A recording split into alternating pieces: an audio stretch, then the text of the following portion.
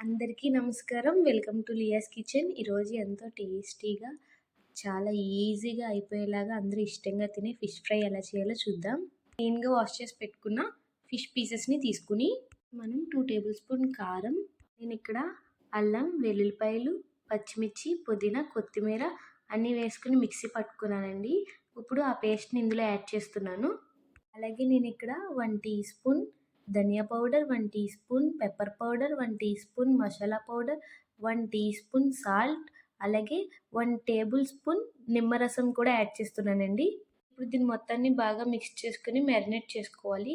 ఒక 30 మినిట్స్ ఫ్రిడ్జ్‌లో ఉంచుకుంటే సరిపోతుంది. ఇప్పుడు మ్యారినేట్ చేసుకున్న ఫిష్‌ని బయటకి తీసుకొని ఒకసారి మొత్తాన్ని మిక్స్ చేసుకొని, ఇప్పుడు స్టవ్ ఆన్ చేసుకొని స్టవ్ మీద కడాయి పెట్టుకొని డీప్ ఫ్రైకి తగినంత ఆయిల్ వేసుకోవాలి.